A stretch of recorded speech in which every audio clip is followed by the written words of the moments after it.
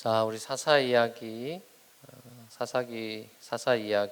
두 번째 시간 여호와 샬롬이라는 제목으로 오늘 하나님의 말씀 함께 나누고 싶습니다. 우리 지난주에 봤던 여사사 드보라 시대에 하나님의 은혜 가운데 40년 동안의 샬롬을 이스라엘이 누렸지만 다시 범죄함으로 인해서 하나님의 징계를 이제 받게 되는데, 이번에는 미디안이라는 나라입니다. 이스라엘 주변국들이 많이 있는데 그 중에 한 나라인 미디안이었습니다. 이스라엘이 미디안에 의해서 7년 동안 고통을 받게 됩니다. 미디안 사람들이 온 자기들의 가축들을 이스라엘로 데리고 와서 그야말로 이스라엘의 밭을 쑥대밭으로 만들어 버렸습니다. 이스라엘은 집도 잃어버리고 산으로 도망해서 동굴과 요새 같은 도피처에서 생활하면서 그렇게 고생스러운 삶을 살아야만 했습니다. 이스라엘 백성들이 너무나 고통스러워서 다시 하나님께 울부짖었습니다. 그 울부짖음을 하나님께서 들으시고 하나님께서 구원자 사사를 세워주시게 됩니다. 이번에 쓰임받게 될 사사는 기드온입니다. 오늘 본문은 기드온의 소명, 부르심의 장면입니다. 포도주 틀에서 밀을 타작하고 있는 기드온에게 주님의 천사가 나타났습니다. 그 당시에 원래 타작은 넓은 타작마당이라는 집에 있는 곳에서 하는 것이 정답인데, 이 넓은 타작마당이 아닌 좁은 포도주를 짜는 그 틀에서 밀을 타작하고 있는 기드온이 얼마나 미디안 사람들을 두려워하고 있는지를, 그 전쟁의 참혹한 실상을 묘사해 주는 장면입니다. 미디안 사람들에게 들키지 않으려고 숨어서 소심하게 밀을 타작하고 있는 기드온에게 천사는 나타나서 제일 먼저 한 말이 힘센 장사야 라고 했습니다. 옛날 번역에 큰 용사요, 영어 번역에 mighty warrior라고 되어 있습니다. 뭔가 이상하죠.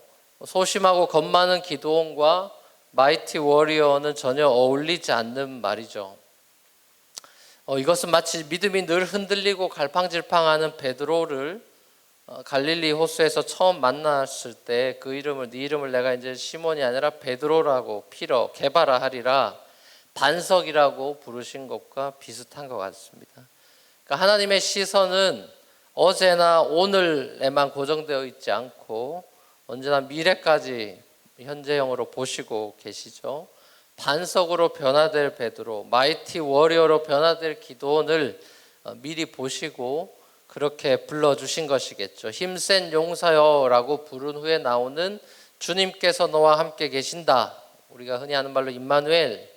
자, 이것이 더 큰 의미가 있는 것이죠. 기드온 네 자체가 힘센 용사란 얘기를 하고 있는 것이 아니라 주님께서 함께 하셔서, 주님의 힘이 너와 함께 하셔서 너는 힘센 용사가 될 거다라는 약속의 말씀인 것이겠죠. 이와 같이 하나님의 부르심은 언제나 능력 있는 자를 선택하시는 것이 아니라 연약한 자를 선택하셔서 그에게 능력을 덧입혀 주시는 방식임을 다시 한번 우리가 보게 됩니다.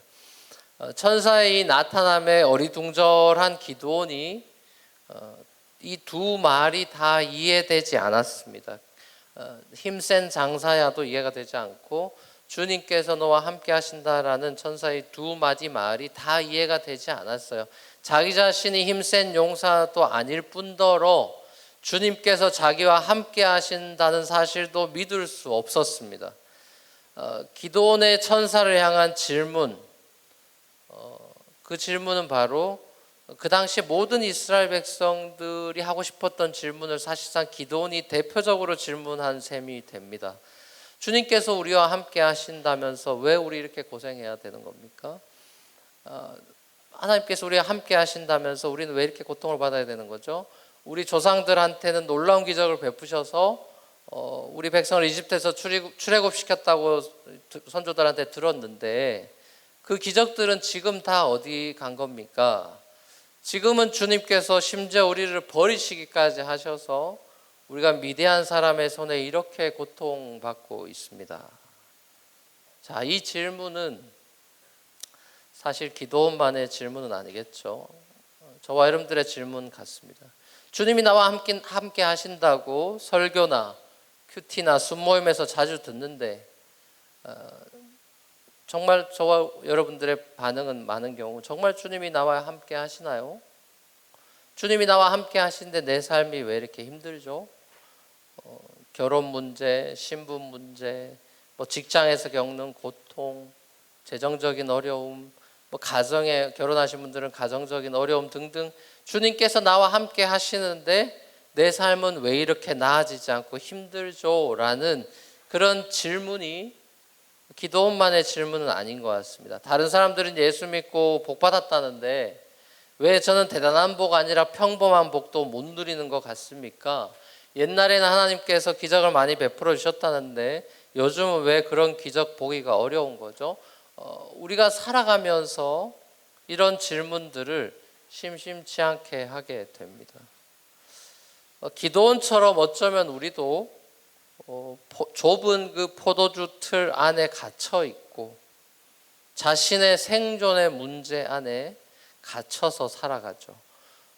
기도원과 우리는 우리 앞에 놓여 있는 넓은 타작마당을 버리고 스스로가 그 타작마당을 잃어버리고 자기 스스로를 포도주 틀 속에 가두어 버립니다. 그래서 믿음을 잃고 소망을 잃어버린 채 살아가죠.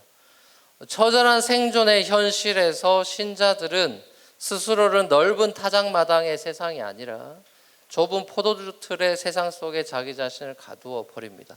하나님의 얼굴을 바라볼 겨를이 없습니다.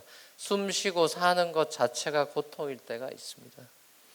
이렇게 죽지 못해 살고 있는 기도원한테 주님께서 나타나셔서 위로하고 격려하십니다. 힘센 장사야, 주님께서 너와 함께 계신다. 사랑하는 우리 뉴프론티어 젊은이 여러분, 하나님의 이 위로의 메시지는 기도원한테만 주는 메시지 같진 않아요. 오늘 저와 여러분들에게 주시는 하나님의 메시지다 싶습니다. 힘센 장사야, 주님께서 너와 함께 계신다. 자, 이 옆 사람한테 서로 이 말씀을 한번 축복하면 좋겠어요. 옆에 힘세 보이죠? 힘센 장사야, 주님께서 너와 함께 계신다. 한번 이렇게 축복해 주세요. 힘센 장사야, 특히 자매들 보고 하세요. 자매들 보고 힘센 장사야, 주님께서 너와 함께 계신다. 예. 자매한테 주는 메시지예요. 예. 기도원이 이 따뜻한 천사의 위로와 격려의 메시지를 듣고도 여전히 마음속 질문이 가시지 않았고 천사한테 마음속 질문을 단도직입적으로 했는데, 자, 성경에 이제 예수님도 그런 경우가 많지만 즉답을 해주지 않습니다. 그 질문에 대한 대답을 해주지 않아요.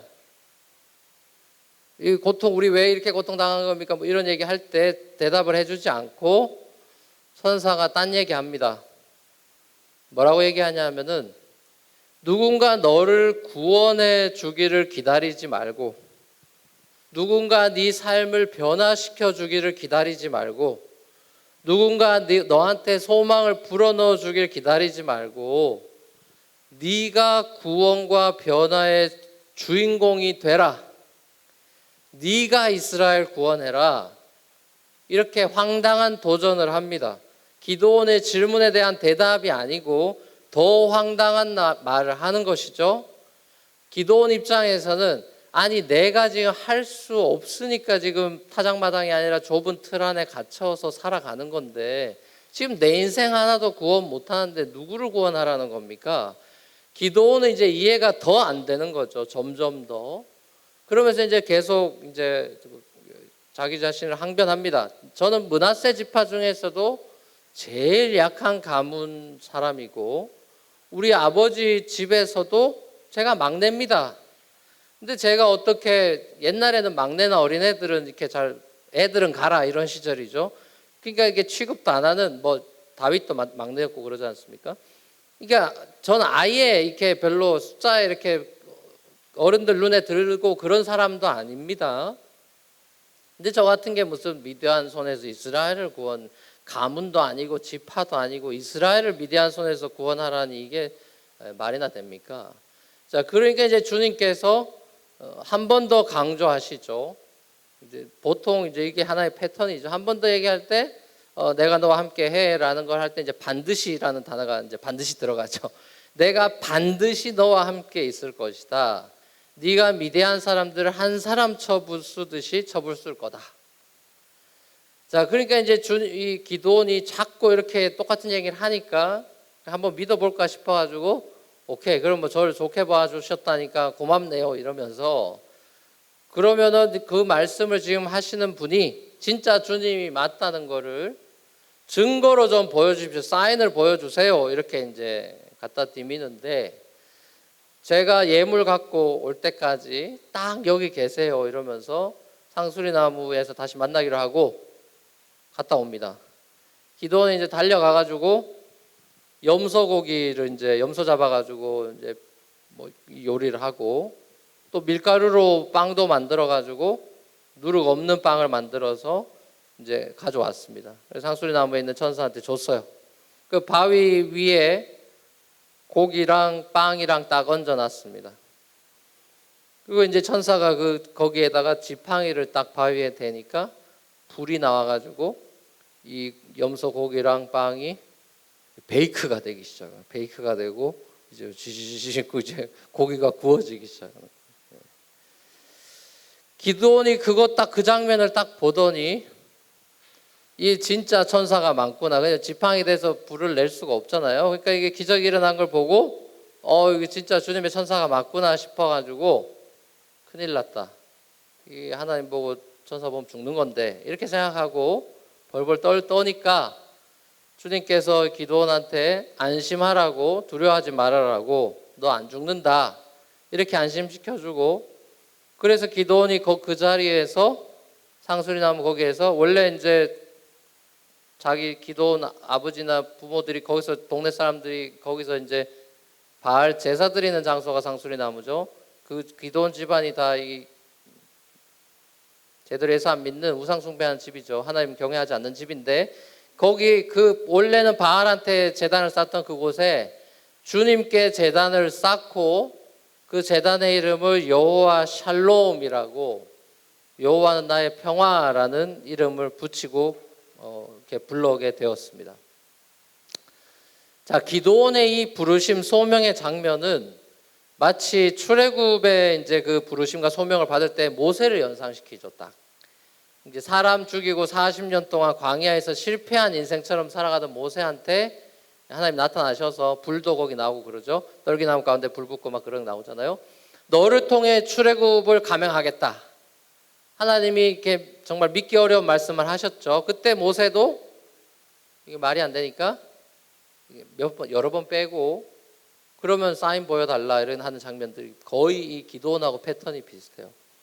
결국 하나님께서 모세 설득해서 이제 모세 손에 지팡이를 들려주고 그를 통해 출애굽이라는 대역사를 만들어내시고야 말죠. 우리가 이제 작년에 민수기를 통해서도 배웠습니다만, 모세도 광야에서 차라리 자기 죽여달라고, 죽고 싶다고 그렇게 하나님께 말하는 장면도 봤습니다. 모세는 이 광야에서 하나님과 동행하면서 온갖 인생의 고난과 이 공동체 속에서 겪는 갈등과 어려움들, 비난 뭐 이런 것들을 통과해 나가면서 모세의 믿음이 성숙해 가는 것을 이제 보지 않습니까? 그러니까 출애굽이라는 위대한 하나님의 큰 그림 속에서 하나님은 모세 한 사람도 다루시는 섬세한 하나님을 보는 것이죠. 기드온 이야기도 마찬가지예요. 하나님은 기드온을 통해서 이스라엘을 구원해내시는 큰 그림을 그렸을 뿐만 아니라 기드온이라는 이 한 사람의 믿음을 훈련하시고 다듬어 가시는 모습을 볼 수 있는 겁니다. 겁쟁이 기드온이 바알과 아세라 우상을 찍는 것을 시작으로 해서 12만의 미디안 군대와 싸우는, 300명의 군사 데리고 싸우는, 일당 400쯤 되는 그런 싸움에 나서는 용사로 미디안이 겁쟁이에서 기드온이 겁쟁이에서 변해가는 모습을 우리가 이제 6장, 7장, 8장에서 보는 것이죠. 자, 기드온의 이야기는 그런 면에서 사실상 저와 여러분들의 이야기와 다름이 없습니다. 믿음이 없이 내가 할 수 있을까? 이거 내가 할 수 있을까? 라고만 걱정하는 나와, 하나님께서 그런 나와 함께 하셔서 네가 하나님 손에 쓰임 받을 위대한 용사로 내가 변화시키고야 말 거야라는 하나님의 집요한 열심이 있다라는 것이죠. 사실 이 기드온은 사사들 가운데 가장 많은 부분의 기록이 나와 있는 그런 사람입니다. 100절 정도 되는 큰 분량을 차지하고 있어요. 기록이 많이 되어 있는 사사를 대사사라고 부르고 한두 절 짧게 나와 있는 삼갈 같은 그런 이제 사사들을 소사사라고 부르는데 총 12명의 사사가 있죠. 그러니까 기드온은 대사사 중에 한 명인데 이제 분량에 따라서 나누는 거예요. 대선지서, 소선지서처럼 뭐 대단하다 안 대단하다 이런 얘기를 하는 게 아니라 분량이 많으면 대사사, 적으면 소사사 이렇게 되는 건데, 아무튼 기드온의 이 분량이 많은 부분에서 대사사 중에서도 제일 많은 기록이 기드온 이야기입니다. 자, 그렇다면 뭔가 우리에게 시사하는 바가 있겠죠. 기드온의 이야기를 장황하게 써놓은 이유가 있겠죠. 기드온의 믿음의 여정을 이 사사기 저자가 적나라하게 보여주고 있어요. 자, 그런 점에서 우리가 눈여겨볼 필요가 있습니다. 기드온의 믿음의 여정을 우리가 잘 팔로우 해봐야 돼요. 자, 기드온이 6장에서는 카워드로 나옵니다. 겁쟁이로 나오고, 7장에서는 컨커러, 정복자, 군인으로 나오고, 8장에서는 컴프로마이즈, 다 C로 시작합니다. 카워드, 컨커러, 컴프로마이저로 나와요. 자, 기드온이 잘한 일만 기록되어 있는 것이 아니라 기드온의 실수와 잘못도 고발당하고 있습니다. 기드온이 말년에 우상 숭배자로 전락하는 장면이 나옵니다. 여러분들 기드온 300용사 막 이런 것만 알고 300용사 되자 막 이런, 그게 핵심 메시지가 아니고, 자, 믿음의 여정을 보여주는 거예요. 백성들이 기드온이 미디안 군대 12만 명, 300명이 12만을 이길 수가 없잖아요, 상식적으로. 근데 하나님께서 하셔서 그런 일이 벌어졌는데, 역시 백성들은 백성들이에요. 그 사람을 더 보는 거예요. 이 기드온이 대단하다 이렇게 나오는 거예요. 하나님이 대단하다가 아니고 기드온과 300용사가 대단하다 이렇게 나오는 거예요. 자, 그러면서 이 사람들이 달라붙어 가지고 기드온한테 와가지고 당신이 우리 왕이 되어 주십시오 라고 이야기하고, 당신 혼자 되지 말고 당신 아들들도 왕되게 하고 당신 아들의 아들들도 왕되게 해서 우리를 다스려 달라고, 왕의 가문이 되어 달라고 부탁하는 장면이 나옵니다. 자, 그때 이제 기드온이 멋있는 말을 합니다. 교회 오빠 같은 말을 해요. 아, 제가 무슨 왕이 됩니까? 하나님께서 여러분의 왕이 되셔야죠. 딱 이렇게 쿨한 척해요. 그래서 맞는 말 했습니다. 제가 무슨 왕이 됩니까? 하나님이 여러분의 왕이십니다. 저는 아닙니다. 자, 이렇게 왕됨을 사양하는 것 같고 막 이런 것 같더니, 자, 그 이후에 기드온의 행동들을 보면은 왕처럼 행동합니다. 자, 예를 첫 번째 나오는 사건이 에봇 사건이에요. 왕이나 제사장만 입을 수 있는 에봇을 만들려고 백성들한테 금 내놓으라고 합니다. 전리품으로 미디안한테서 빼앗은 금 귀걸이니 코걸이니 이런 것들 금붙이 다 가져오라 그러고, 그걸로 이제 에봇을 만들었는데 그 집에 보관해놨는데 사람들이 그거를 우상화했습니다. 그래서 우상 섬기듯이 섬겼다고 돼 있어요. 이것도 그 출애굽의 장면을 연상시키는 장면이죠. 광야에서 아론이 백성들한테 금붙이 가져오라고, 그래가지고 황금 송아지 만들어서 우상 숭배한 거랑 비슷해요. 그러니까 기드온이 말년에는 백성들을 하나님께로 인도하는 것이 아니라 우상 숭배자를 인도하는 안타까운 모습을 봅니다. 자, 이것만 있었느냐? 또 마치 왕처럼 지역별로 자기 첩을 뒀어요. 한국으로 치면 서울, 대전, 부산 찍고 돌고 거기에 한 명씩 여자를 심어 놓은 거예요. 자, 그래서 낳은 애가 아들만 70명이었답니다. 그러니까 딸도 있는 거겠죠. 아들만 70명을 낳을 수는 없지 않겠어요, 아무래도. 계속 애기를 생산했는데 아들만 70명이 나올 확률은 어마어마하겠죠. 그러진 않겠죠. 그러니까 딸이 또 있겠죠. 애가 얼마나 많다는 거예요.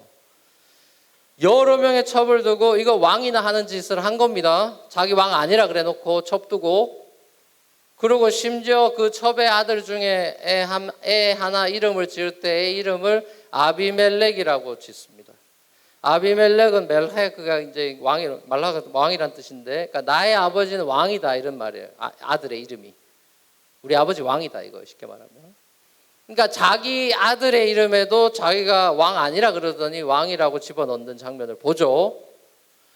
포도주 틀에서 포도주 틀에 얼마 되지도 않는 그 크기에서 소심하게 밀을 까부르고 있던 말 그대로 트리플 A 기드온이 이 어느새 거들먹거리면서 왕노릇하는 사람으로 변질되어 있습니다.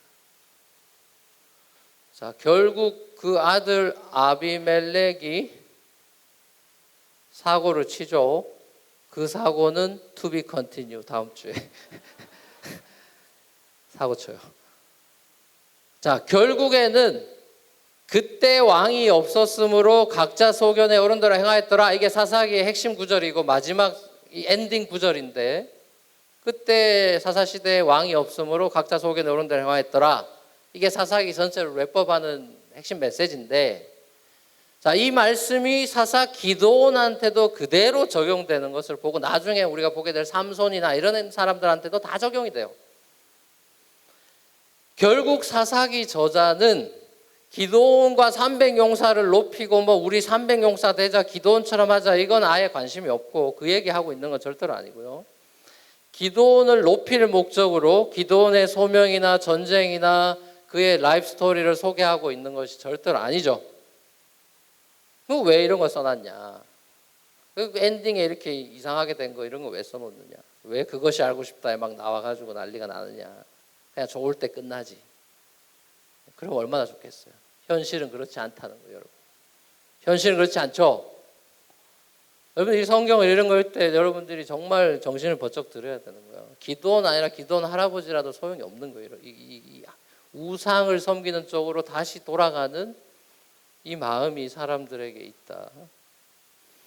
사람이 하나님 앞에 겸손하지 않고 하나님만을 경배하지 않고 우상을 섬기고 자신이 왕노릇하게 될 때 얼마나 인생이 한순간에 막대기 같은 초라한 인생으로 전락해버릴 수 있는지를 적나라하게 고발하고 있는 것입니다.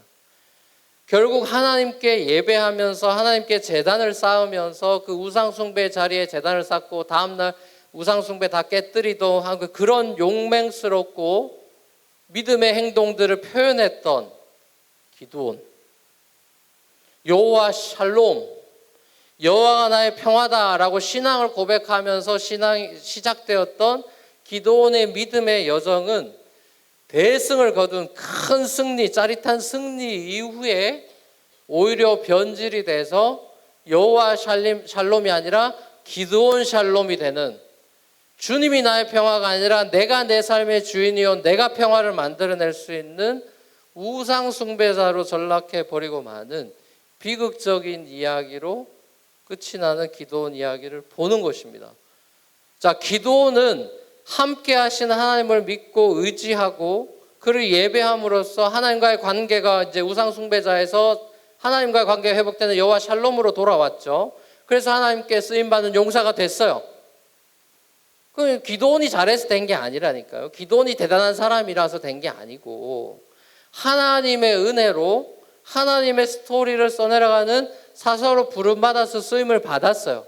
그 시작 스타팅 포인트가 여호와 샬롬이었다고 성경 기록하고 있죠. 하나님과의 관계 회복이다. Peace with God, reconciliation with God. 하나님과의 관계 회복, 화목. 신약적으로는 십자가의 산행과 화목되는 것을 말하는 거겠죠.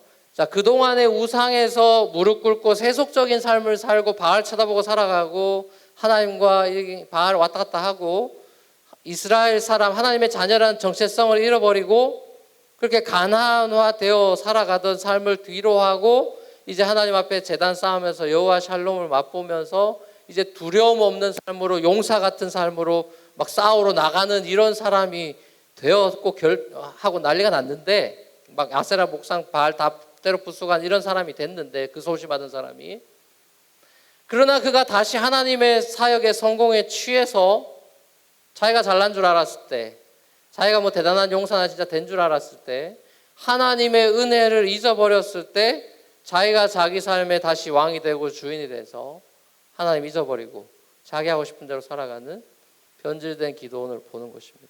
자, 그럼 이 이야기가 우리에게 도대체 무엇을 보여주는 거냐? 이 기도원의 이야기를 통해서 우리는 무엇을 배워야 되고 하나님께서 우리에게 알려주시고자 하는 메시지는 뭐냐? 일단은 사사의 한계를 보여주고 있죠. 12명의 사사들의 한계를 적나라하게 드러내는 책이죠. 사사의 한계를 보여줍니다. 인간의 한계를 보여주는 거예요.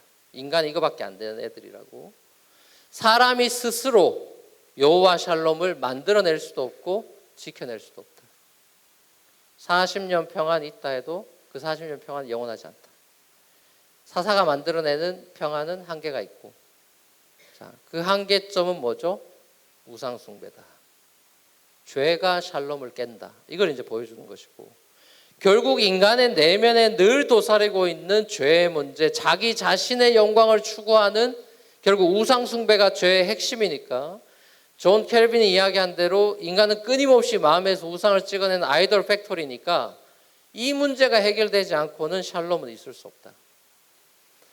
결국 백절분량의 기나긴 이 기도원의 이야기가 더 나은 사사, better judge, 진정한 true judge, 진정한 구원자 대신 영원한 샬롬을 줄 수 있는 유일한 분, 예수 그리스도를 가리키는 손가락인 것입니다.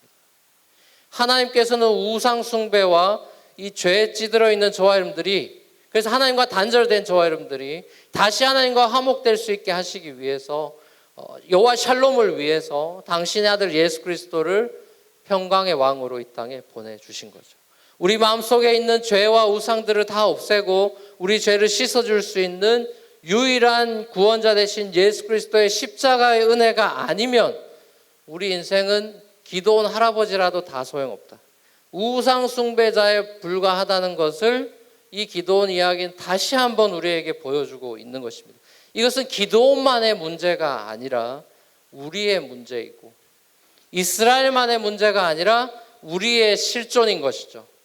이것이 날마다 우리에게 십자가의 은혜가 필요하고 날마다 복음이 필요하고 날마다 예수 그리스도가 필요한 이유입니다. 예수님이 아니면 우리는 기도원보다 더 나은 삶을 절대로 살 수 없어요. 나는 이렇게 안 살 거야 그런다고 안 사는 게 아닙니다.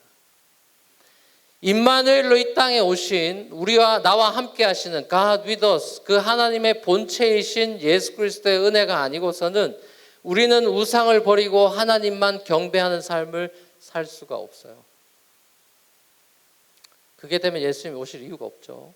하나님께서는 죄와 우상 숭배 가운데 빠져 있는 저와 여러분들에게 임마누엘로 그의 아들 예수 그리스도를 보내셔서 우리를 사망의 어두움으로부터 두려움으로부터 빼내서 여호와 샬롬을 맛보게 하셨죠. 예수님이 이 땅에 평화의 왕으로 오셨기 때문에, 그리고 그분은 우리에게 이렇게 평화의 메시지를 주셨기 때문에요. 우리가 아까 찬양했던 것 같이 요한복음 14장에 십자가 잡히기 전날 밤에 이렇게 말씀하셨죠.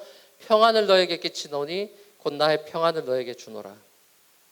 내가 너에게 주는 것은 세상이 주는 것과 같지 아니야. 왜냐하면 세상이 주는 것은 평안이 있죠. 세상이 주는 평안이 있어요. 돈이 주는 게 있고, 뭐 여자가 주는 게 있고, 남자가 주는 게 있고, 아내가 주는 게 남자가 다 주는 게 있어요. 세상이 주는 평안이 없지 않죠. 자, 세상이 주는 평안과 같지 않다는 말은 무슨 말입니까? 유효기간이 없는 평안이라는 것이죠. 썩지 않는 평안이에요. 그러니 너희 마음에 근심하지 말고 두려워하지 말아라 라는 것입니다. 자, 우리 사랑하는 우리 뉴프런트 교회 우리 청년 여러분, 젊은이 여러분, 하나님께서 그리스도 안에서 하나님과 우리의 관계를 회복시키기 위해 이 땅에 오신 그 그리스도, 대속의 죽음과 부활로 일어나신 그 예수 그리스도 안에서, 그리고 그리스도 때문에 사실상 하나님이 저와 여러분들과 함께 하시는 것입니다. 예수 없이 하나님이 우리와 함께 하시지 않아요. 함께 할 수가 없어요. 왜냐하면 우리는 죄인이기 때문에. 하나님 거룩하신 분이기 때문에 예수 없이, 예수님 빼고 우리 그냥 디렉트리 만나겠다, 있을 수가 없습니다. 우리 기도할 때 어떻게 하죠? 예수님의 이름으로 기도하죠. 내가 그냥 괜찮아져서 하나님 앞에 막 대드는 게 아니죠. 내가 뭐 기도하면 다 이런 게 아니죠. 내가 이제 예수 믿었고 뭐 이제 신앙생활 하고 있고 뭐 예배 드리고 있으니까 내가 그냥 하나님 앞에 담대, 이게 아니죠. 히브리서 읽어보면 그런 얘기 하고 있는 게 아니죠. 예수님이 빠지면 우리는 못 나아갑니다. 구약 백성이 하나님 앞에 못 가듯이 예수님이 빠지면 우리 하나님 앞에 못 가요. 예수님의 이름으로 기도합니다가 사실은 제일 전제가 되기 때문에 기도를 할 수 있는 거예요. 맨 끝에 갖다 붙이는 구절이 아니고 예수님의 이름으로 기도합니다. 아멘. 이게 끝날 때 하는 주문이 아니고 우리가 기도할 수 있는 가장 결정적인 단서는 예수님의 이름으로 기도합니다. 그래서부터 기도하는 거예요, 사실은. 거꾸로죠. 그걸 이제 praying backward라는 표현을 하죠. 그리스도 안에서 그리스도 때문에 하나님이 저와 여러분들과 함께 할 수 있는 것입니다. 여러분은 그리스도의 평강의 옷을 덧입고 살아가는 하나님 아버지의 자녀가 됐어요. 누구 때문에? 그리스도 때문에. 하나님 아버지의 자녀가 되었다면 우리를 사랑하시고 구원하시는 그 하나님 아버지를 칭찬하고 높이고 찬양해야지 그 다른 무엇을 그 누구를 와 기도원 괜찮다 300명들 대단하다 이런 거 하면 안 된다는 거죠. 이제 내 안에 사는 분은 내가 아니고 오직 내 안에 그리스도께서 사시기 때문이고 우리가 그 사실을 믿으며 내가 이 땅을 살아가는 동안 그래서 나를 믿고 내 능력을 의지하면서 늘 두려워하고 떨고 이거 떨어지면 어떡하고 이거 안 되면 어떡하냐 이런 두려움에 좁은 포도틀 안에서 살아가는 인생이 아니라 믿음으로 틀 안에서 나와서 하나님이 보내시는 필드에서 영적인 싸움을 싸우며 승리를 거두는 그런 저와 여러분들 주님의 용사로 거듭나는 저와 여러분들 될 수 있기를 주 예수 그리스도로 간절히 축원합니다.